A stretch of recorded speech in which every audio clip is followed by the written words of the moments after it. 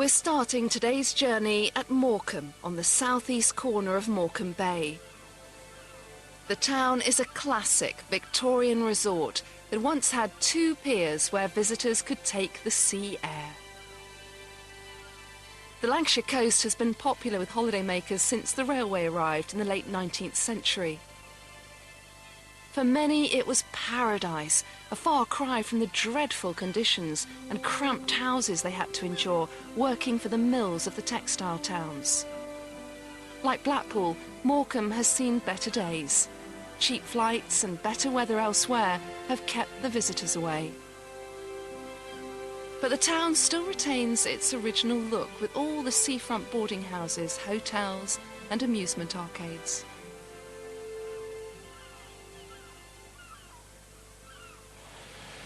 It's always good news when local action brings about change, and much-loved landmarks can be saved for future generations.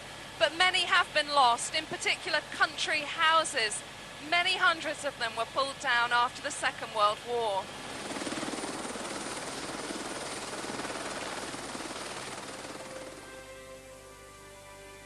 Luckily, many survived, Leighton Hall among them.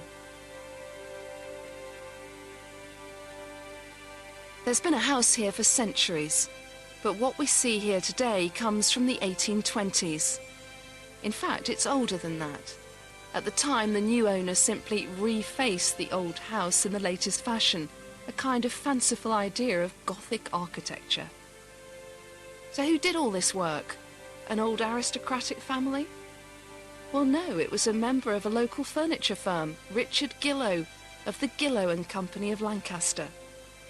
The business was so successful that he moved permanently to Leighton Hall and devoted all his time to improving the estate. The house sits up on a hill, and on a clear day there are views of Cumbria to the north and Morecambe Bay to the south.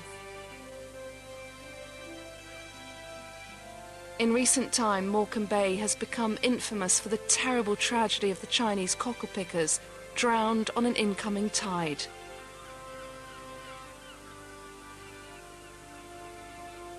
But in truth, it's a beautiful as well as a desolate place, and a fantastic habitat for all sorts of bird life. However, the sands are very dangerous. The tide rushes in, and in some parts of the bay it moves faster than a person can run. The channels and rivulets change from year to year as the sands shift with the sea. To make things worse, some areas are quicksand to trap the unwary. You can actually see the tide coming in when we go in low to take a closer look.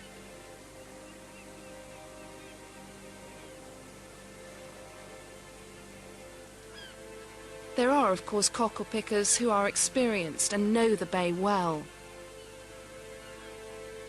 If visitors want to venture out onto the sands, then there are guides who know the way across the bay, using knowledge handed down through generations.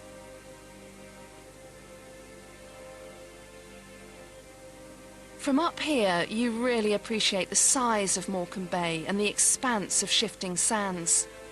It's a place of beauty and threat combined.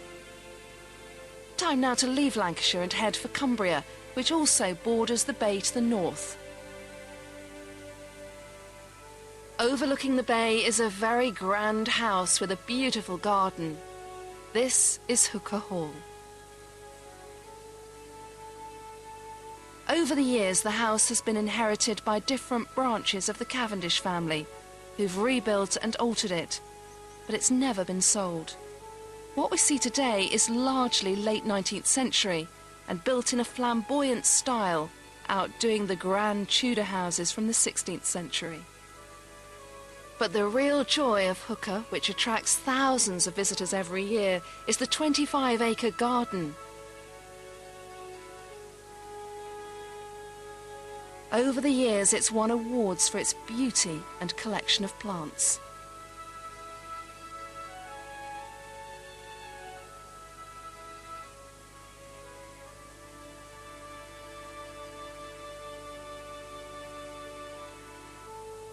As we head west, a low island rises from the sand, Chapel Island. There was once a small chapel here for fishermen and travellers crossing the sands. It fell down, and in the early 19th century, the owner of a house on the nearby shore built a mock ruin to enhance his view. The picturesque was fashionable in those days. The great poet William Wordsworth passed by in the 1850s and mentioned this place in one of his poems. He referred to the romantic structure as a Romish chapel, where the vested priests said matins at the hour that suited those who crossed the sands with ebb of morning tide. Of course, Wordsworth, who lived in the Lake District just north of here, wasn't to know that he was immortalising a fake. The ruins look real enough. But I wonder what the poet would have made of our next destination. We're now on the northwest side of Morecambe Bay at Ulverston Sands. And here sits a most unexpected building, Conishead Priory, which dates from Victorian times, and there's been a monastery here since the 12th century. This is the Kadampa Buddhist temple, built in the 1990s and still being worked on. The reason is that for nearly 30 years, Conishead Priory had been the home of the Manjushri Kadampa Meditation Centre, an international Buddhist college, a taste of the East in the northwest. Conishead has had many changes of use. From being a family home, it became a spa hotel in the 1890s. It was also a hospital during World War II. The present occupiers have painstakingly restored this early 19th century building.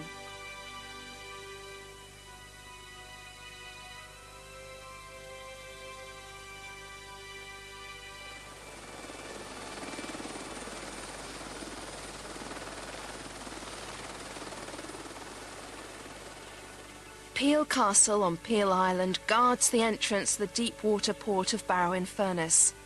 This really is a pretty remote place. It can't have been much fun to be stationed out here in the winter. The castle was built to protect the interests of Furness Abbey, interests that extended to Ireland and the Isle of Man. Once the monastery was closed down by Henry VIII, the castle gradually fell into a ruinous state. The castle is now under the care of English Heritage, though the island itself is owned by the citizens of Barrow in Furness. Only one house on Peel Island is regularly inhabited by the landlord of the Ship Inn and his family. Locally, the innkeeper is known as the King of Peel. Barrow in Furness will always be associated with the building of Royal Navy ships. This came about when iron ore was mined in nearby hills in the 19th century, and the small fishing village became a major producer of steel. This in turn led to the growth of the shipbuilding industry. In the 1960s, Barrow was the leading manufacturer of nuclear submarines. But with the ending of the Cold War and massive cuts in defence spending, shipbuilding has been hit hard and the town suffered. The docks seem empty where once they were full of bustle. Regeneration plans include a marina and dockside housing, as well as entertainment complexes, and there are plans for a cruise liner terminal.